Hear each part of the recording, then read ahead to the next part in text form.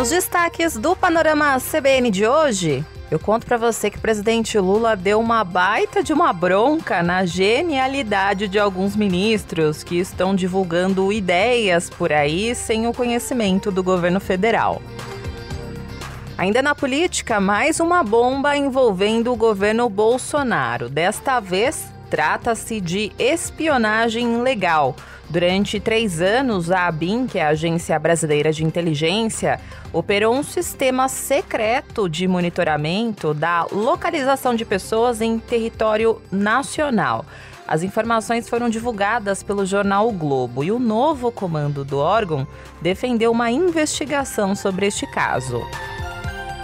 E no esporte, a FIFA definiu hoje o regulamento da Copa do Mundo de 2026 e também informou novas regras para o Mundial de Clubes. Mesmo com as mudanças, o Flamengo e o Palmeiras vão disputar o Supercampeonato em 2025. Panorama CBN. Olá para você que está ouvindo o Panorama CBN. Eu sou a Juliana Prado e vou te contar em menos de 30 minutos tudo o que foi notícia nesta terça-feira, dia 14 de março de 2023. E eu começo esse episódio de hoje contando para você que teve uma DR lá no governo Lula, viu? Como a Bianca Santos contou para você na edição da manhã de hoje, estava prevista uma reunião do presidente Lula com os ministros da área social do governo e também da equipe econômica e da articulação política. E a ideia era começar a organizar o balanço de 100 dias do mandato, que vão ser completados em abril. E aí, antes desta reunião começar, Lula deu uma baita bronca em alguns ministros do governo dele. Em tom de cobrança, Lula disse que ideias e projetos dos ministros só devem ser apresentados publicamente depois que as medidas tiverem o aval da Casa Civil e da área econômica do governo. Só para te situar sobre a importância da Casa Civil, é tipo uma gerência do governo. Então, por isso que Lula pediu que os ministros respeitem essa hierarquia. E não parou por aí. O presidente também disse que propostas devem ser do governo e não de ministros. O presidente terminou dizendo que as medidas precisam desse aval da presidência até para que o governo possa cumprir de fato e que alguns anúncios que aconteceram antes da hora não podem mais se repetir.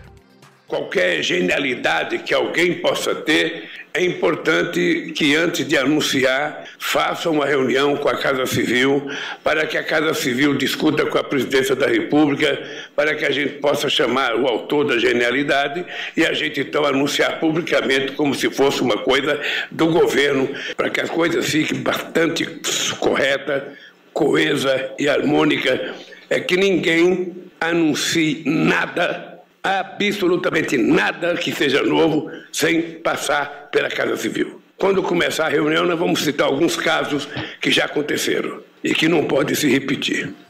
Como você percebeu, o presidente não citou o caso de ministros específicos, mas esse recadinho aí não foi dado assim do nada. Essa fala de Lula foi entendida como um recado para o ministro da Secretaria dos Portos e Aeroportos, Márcio França. Isso porque no final de semana, Márcio França anunciou uma proposta de passagens aéreas a R$ 200 para aposentados, estudantes e servidores públicos. E é claro que essa medida repercutiu, porque é algo super popular, mas ao mesmo tempo é bem complexa, porque envolve equipe econômica e também outras áreas do governo que não foram informadas. Inclusive, o próprio presidente Lula não estava sabendo disso e por isso que ele deu essa cutucada, falou que a genialidade precisa respeitar a hierarquia e também precisa de um aval do comando do governo. Mas também é importante lembrar para você que não é a primeira vez que isto acontece no governo. Outro caso que irritou Lula foi bem no início do mandato, quando o ministro da Previdência, Carlos Lupe, anunciou a intenção do governo de rever alguns pontos da reforma da Previdência. E, na sequência, ele foi desautorizado pelo governo.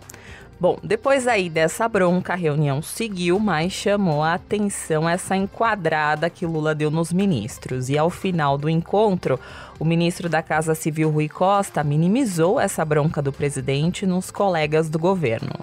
Então, o que o presidente pediu é que todos os atos sejam validados nos ambientes próprios, para evitar que a ansiedade, o desejo de materializar alguma boa proposta atropele o passo a passo que deve ser feito para a validação das propostas. Ele tem dito para os ministros, não anunciem nada que a gente não possa entregar. Se tem dúvida, analisa melhor, pesquisa melhor, anunciou, tem que entregar à população.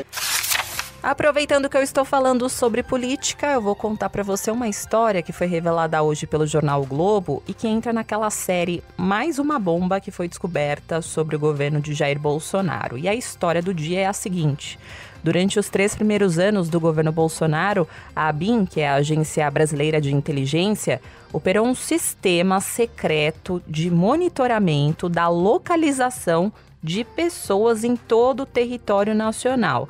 Isso segundo documentos obtidos pelo jornal o Globo e também por relatos de servidores. E na prática, essa ferramenta permitia, sem qualquer protocolo oficial, monitorar os passos de até 10 mil proprietários de celulares a cada 12 meses. E para isso, bastava apenas digitar o número de um contato telefônico neste programa e acompanhar no mapa a última localização conhecida do dono do aparelho. E no bom português, é um caso típico de espionagem, mas desta vez ilegal. A ABIN confirmou nesta tarde que existiu mesmo esse modus operandi na agência durante esse período e, inclusive, essa prática gerou questionamentos entre os próprios integrantes da ABIN, porque a agência não possui autorização legal para acessar dados privados. Ainda segundo o jornal o Globo, integrantes da ABIN relataram que o mecanismo era usado sem a necessidade de registros sobre quais pesquisas eram realizadas. E com isso, qualquer celular poderia ser monitorado pelo programa sem nenhuma justificativa oficial. E internamente, como eu contei para você, a utilização dessa ferramenta gerou questionamentos na própria ABIN, porque alguns agentes também foram monitorados. E a justificativa dada pelo comando da ABIN até então era que esse sistema era operado em um limbo legal, ou seja, como o acesso a dados do celular não está expressamente proibido na lei brasileira, a agência operava a ferramenta alegando ser em casos de segurança de Estado e, portanto, não estava quebrando o sigilo telefônico. O problema é que esse programa podia ser usado sem controle, não era possível saber se foram feitos acessos indevidos. E um outro fato importante aqui nesse quebra-cabeça da história é que durante a maior parte do governo Bolsonaro, a ABIN foi chefiada pelo delegado da Polícia Federal, Alexandre Ramagem, que coordenou o esquema de segurança do presidente na campanha de 2018. E à frente da agência, Ramagem mantinha contato diretos com Bolsonaro e também com os filhos dele. E favores eram feitos nessa espécie de ABIN paralela, como por exemplo em 2020, a revista Época revelou que a ABIN teria produzido ao menos 2 relatórios de orientação para o senador Flávio Bolsonaro e também para os advogados dele naquele pedido de anulação da investigação do escândalo das rachadinhas. Bom, resumido aí esse caso que é bem escandaloso, e é claro que esse assunto teve uma grande repercussão em Brasília, começando pelo próprio Alexandre Ramagem. Nas redes sociais, o ex-diretor da ABIN e atualmente deputado federal disse que o uso da ferramenta estava dentro da legalidade, mas ele não explicou qual a norma que permitiu à agência monitorar alvos de forma sigilosa e sem a necessidade de registro. Na postagem, Ramagem disse ainda que o programa israelense usado para fazer esse monitoramento havia sido comprado na gestão de Michel Temer, mas a contratação desse serviço foi feita no dia 26 de dezembro de 2018, ou seja, há 5 dias do início do governo Bolsonaro, quando a ferramenta continuou a ser usada ao longo de 3 anos. Enfim, na parte política, o ministro da Casa Civil, Rui Costa, que agora é o chefe da ABIN, defendeu uma investigação do caso. Ele disse que no governo Lula, a ABIN será reformulada, até porque o órgão deixou de ser subordinado ao Gabinete de Segurança Institucional, que era comandado por militares, e passou para o comando da Casa Civil. O ministro disse que serão tomadas providências para investigar esse monitoramento secreto. Sob nova direção, toda a lei será respeitada no trabalho da ABIN. E se algo foi feito no passado, no outro governo, que não tem conformidade com a lei, isso será levado a quem é responsável, a CGU, aos órgãos de justiça, para que as providências cabíveis e a responsabilização devida seja feita a quem praticou esses atos no passado. Esse episódio da ABIN será encaminhado para os órgãos competentes e o que vai ser feito agora são as mudanças de pessoas, de métodos e de práticas para todos os métodos e práticas estarem alinhadas com a legislação em vigor. Já o Ministério Público de Contas e a base de apoio do governo no Congresso informaram que vão preparar medidas para investigar a denúncia de que a ABIN usava este programa secreto. O subprocurador-geral de Contas, Lucas Furtado, disse para nossa repórter em Brasília, Isa Staciarini, que vai entrar nas próximas horas com um pedido no Tribunal de Contas da União para que seja aberto um procedimento de investigação. A CBN, Lucas Furtado, disse que em um regime democrático, abre aspas, xeretagens como essa são inaceitáveis, gaste R$1 ou custe R$1 milhão, fecha aspas. Já o líder do governo no Congresso, o senador Randolfo Rodrigues, disse que vai acionar a Comissão de Controle das Atividades de Inteligência e também vai pedir a abertura de uma CPI para descobrir quem foram as pessoas que foram monitoradas por esse sistema secreto. Já o líder do PT na Câmara, o deputado Zeca Dirceu, classificou o caso como gravíssimo e cobrou a punição dos envolvidos. A denúncia é gravíssima. Os órgãos possam, de fato, não só fazer a investigação rápida, mas apresentar a denúncia para que os envolvidos sejam, de forma muito dura, punidos. Isso é um atentado contra a liberdade individual, isso é uma prática que era recorrente na época da ditadura militar, é inaceitável. E o deputado do PSOL, Guilherme Boulos, disse para nossa reportagem que o governo Bolsonaro usou uma estrutura do Estado para fazer uma perseguição política. Ele usou o aparelho de Estado, já tinha sido assim com as trocas na Polícia Federal, para perseguição política, para benefício pessoal, para cobertar crimes. Nós vimos o caso recente das joias. Enfim, é uma forma miliciana de lidar com patrimônio público. É lamentável, agora isso não pode ficar impune. Nós vamos entrar no Ministério Público Federal, pedir investigação desse caso da ABIN, como já fizemos do caso das joias. Esperamos que as instituições funcionem nesse caso e quem cometeu o crime pague por ele. Falando em escândalo que aconteceu durante o governo Bolsonaro, hoje o caso das joias das Arábias ganhou um novo capítulo. O ex-ministro de Minas e Energia, Bento Albuquerque, prestou um depoimento à Polícia Federal sobre esse caso das joias milionárias que foram dadas pelo governo da Arábia Saudita em outubro de 2021.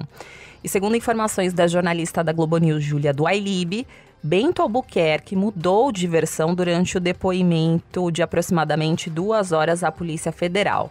Segundo a defesa do ex-ministro, Bento Albuquerque contou no depoimento que os pacotes recebidos seriam presentes de Estado e que foram entregues por um oficial do governo saudita quando o grupo chefiado por ele se preparava para deixar o país, e que ele não sabia do conteúdo das caixas que foram recebidas. Segundo ainda o advogado de Bento Albuquerque, o ex-ministro relatou que os presentes não foram abertos até a chegada da comitiva ao Brasil e que em nenhum momento foi informado a ele que as joias seriam para Jair Bolsonaro ou para Michele Bolsonaro. Mas lembro você que um vídeo que foi divulgado pela TV Globo, lá dentro do aeroporto de Guarulhos, em São Paulo, mostra o exato momento do desembarque da comitiva de Bento Albuquerque. E este vídeo tem áudio e é possível ouvir o ex-ministro dizendo o seguinte, abre aspas, isso tudo vai entrar lá para a primeira-dama, fecha aspas. Mas, de acordo com a defesa de Bento Albuquerque, Ao ver que se tratava de joias, neste momento, ele supôs que os itens seriam para a então primeira-dama porque ele foi surpreendido com o conteúdo da caixa. E por se tratar de joias, ele achou que seria um presente para ela. Só que essas afirmações de Bento Albuquerque vão na contramão ao que foi dito pela própria defesa de Bolsonaro, que diz ver as joias como bens personalíssimos e que deveriam ficar no acervo pessoal do ex-presidente. E esse dia 14 de março marca os 5 anos do assassinato da vereadora Marielle Franco e do motorista dela, Anderson Gomes. E hoje uma série de atos espalhados pela cidade do Rio de Janeiro aconteceu para cobrar uma solução para o caso, já que não há um sinal de desfecho sobre quem mandou matar os dois no dia 14 de março de 2018. Pela manhã, vereadores do PSOL se reuniram nas escadarias da Câmara Municipal, ao lado da líder do partido e viúva de Marielle, a vereadora Mônica Benício. E por lá, faixas com a pergunta quem mandou matar Marielle foram estendidas na fachada do palácio, edifício que abriga a Câmara Municipal, local onde Marielle trabalhava. Mônica Benício disse para a nossa reportagem que os 5 anos sem resposta violam os direitos humanos. Como todo 14, é um sentimento de dor. Esse em especial, né? São 5 anos de um assassinato que abalou a democracia do país, 5 anos sem resposta. Para o tempo da saudade pessoal é muito tempo. Um tempo de 5 anos sem resposta para um assassinato como esse, para a nossa história do país, é mais do que muito tempo. É um tempo que viola os direitos humanos, que viola não só a memória da Marielle, mas tudo que ela representa. E a nossa luta por justiça para que isso nunca mais aconteça. Então a importância de marcar a data de hoje, falando da preservação de memória, é também um dever de toda a sociedade brasileira no seu compromisso com a democracia do país. Hoje também a família de Marielle Franco inaugurou uma estátua da vereadora no Museu de Arte do Rio de Janeiro, na Praça Mauá, no centro. Esse monumento de 11 metros vai ficar no museu até o final do mês e a ideia é que a estrutura rode o país depois disso. Hoje também uma missa foi celebrada pela manhã em memória de Marielle e Anderson. E a viúva do motorista Anderson, Agatha Arnaus Reis, disse que o dia 14 é um dia de reviver dor, mas ela agradeceu quem ajuda na busca por justiça. 5 anos, ainda sem muita resposta, ainda aguardando o júri. É um dia de reviver dor, um dia emocionante, mas também de agradecer a quem está com a gente todo esse tempo, nessa luta, em busca por justiça. Não deixa de ser um dia emocionante e acho que é isso, continuar buscando resposta e continuar cobrando. E acho que agora só tenho a agradecer as pessoas que estão do meu lado, que estão caminhando com a gente, estão presentes nesse dia de dor e de busca por resposta. Então, acho que é isso. Importante reforçar aqui para você que as investigações sobre o assassinato da vereadora Marielle Franco e do motorista dela, Anderson Gomes, completam 5 anos sem que os seus executores tenham sido julgados. Isso sequer em primeira instância. E também sem que haja uma conclusão sobre a motivação e a existência ou não de um mandante do crime. Até agora, 2 pessoas foram presas pelo duplo homicídio em março de 2019, como, por exemplo, o ex-PM Rony Lessa, que é acusado de ter feito os disparos que mataram Marielle e Anderson. Já o ex-PM Elcio Queiroz é acusado de ter dirigido o carro. Os 2 estão presos em penitenciárias federais de segurança máxima e aguardam agora o júri popular, que não tem uma data marcada. Agora eu vou levar você lá para o Rio Grande do Norte, porque ao menos 19 cidades do estado tiveram uma madrugada e manhã de ataques a tiros e incêndios em prédios públicos, comércios e veículos. Segundo o governo estadual, os ataques podem ser uma retaliação de criminosos a uma operação policial que apreendeu drogas e armas nos últimos dias. E, de acordo com a polícia, uma pessoa morreu no confronto com as forças de segurança e outras 2 foram presas. Além da capital natal, foram alvos de ataque as cidades de São Miguel do Gostoso, Mossoró e também Acari. E entre os alvos estão um fórum de justiça, 2 bases da PM, uma prefeitura e um banco. E carros que estavam estacionados em ruas e garagens públicas, além de uma loja de motos, também foram atingidos. A Secretaria de Segurança não informou um balanço do total de prédios e veículos atacados. E, segundo o secretário de Segurança Pública do Rio Grande do Norte, o coronel Francisco Araújo, os ataques foram organizados por um grupo criminoso e que, desde ontem, havia um alerta no governo para esses ataques. Nós tivemos informações, inclusive do dia anterior, e ontem à tarde nós fizemos aqui uma reunião com todas as forças de segurança pública do Estado. E nós começamos a implementar ações, depois que tivemos a notícia da parte de inteligência, dos levantamentos de inteligência, de possíveis ações. E foi o que se desencadeou com ações preventivas durante a tarde e à noite, no decorrer da noite e madrugada, com todas as forças de segurança integradas e agindo, enfrentando a criminalidade. Ao longo do dia, como eu contei para você, alguns ônibus foram incendiados em outras cidades e até por isso que o secretário nacional de Segurança Pública, Tadeu Alencar, diz que monitora esses ataques e avalia a possibilidade de envio das forças federais ao estado. Já o ministro da Justiça, Flávio Dino, também disse que está acompanhando a situação dos ataques lá no Rio Grande do Norte e que medidas serão adotadas a respeito deste caso. Esses ataques aí no Rio Grande do Norte não são novidade no estado, viu? Os registros de tiros e incêndios em prédios públicos e carros já ocorreram em ao menos outras 3 ocasiões desde 2016. Em 2018, por exemplo, o estado também foi marcado pela maior matança de sua história dentro de um presídio. Falando em crime organizado, hoje 17 mandados de busca e apreensão foram cumpridos pela Polícia Federal em endereços ligados a um desembargador federal e ao filho dele, que são suspeitos de operarem um esquema de venda de sentenças para traficantes internacionais de drogas. Eles são investigados pelos crimes de corrupção ativa e passiva. E estes mandados foram cumpridos em Belo Horizonte, Brasília e São Luís, no Maranhão. O filho do desembargador é advogado e na casa dele, em São Luís, a polícia apreendeu R$270 mil em espécie, de origem ainda desconhecida. O dinheiro estava em um cofre. Na economia, o caso da falência de 2 bancos americanos continua movimentando o mercado financeiro mundial. Hoje, o Departamento de Justiça e Comissão de Valores Mobiliários dos Estados Unidos informaram que já começaram a investigar o colapso do Silicon Valley Bank.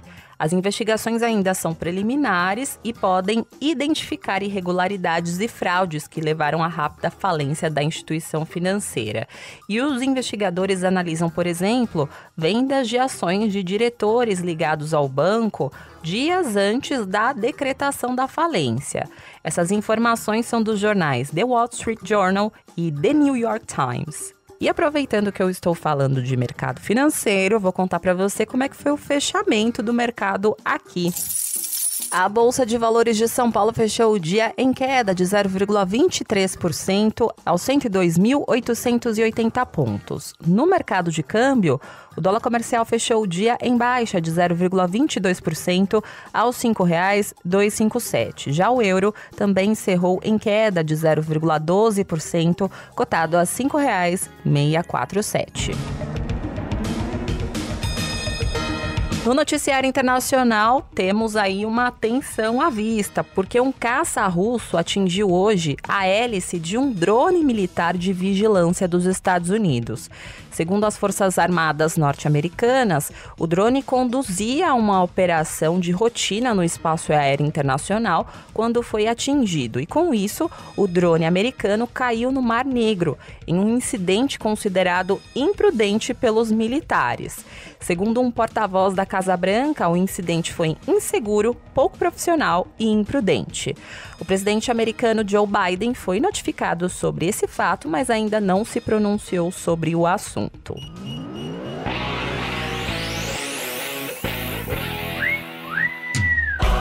E para fechar, eu tenho informações do esporte. A FIFA definiu hoje o regulamento da Copa do Mundo de 2026, que será a primeira após a ampliação de 32 para 48 seleções.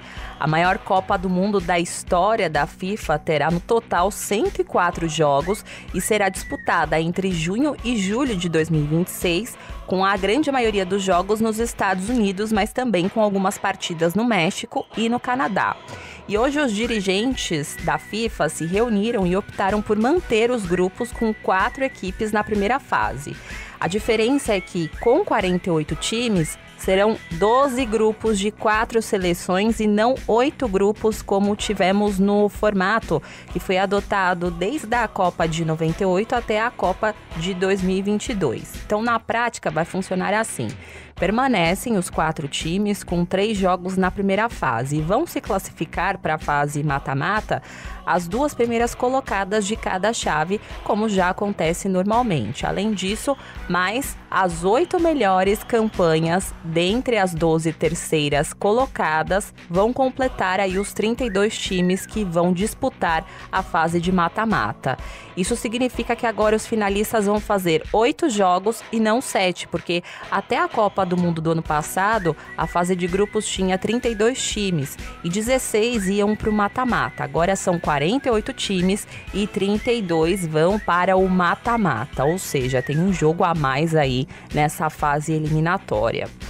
Outra definição importante que foi tomada hoje foi em relação ao Super Mundial de Clubes, que começa a ser disputado em 2025 e será jogado de 4 em 4 anos por 32 equipes. Então agora é oficial que os campeões da Libertadores, da Liga dos Campeões da UEFA, da Liga dos Campeões da África, da Liga dos Campeões da Ásia e da Liga dos Campeões da CONCACAF entre os anos de 2021 e 2024 terão vaga assegurada nesta edição inaugural do novo formato. E isso significa que Palmeiras, Flamengo, Chelsea, Real Madrid, Al Ahly do Egito, Wydad do Marrocos, Monterrey do México e também o Seattle Sounders dos Estados Unidos e o Al Hilal da Arábia Saudita já estão garantidos na disputa desse Super Mundial de Clubes de 2025, que ainda não tem uma sede definida e vai substituir o formato atual, que estará em vigor até 2024.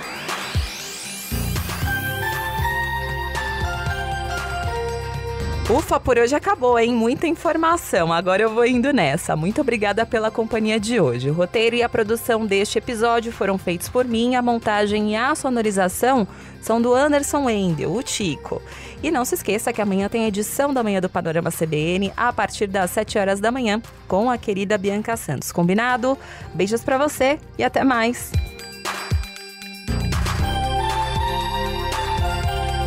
Panorama CBN. As principais notícias do dia em menos de meia hora.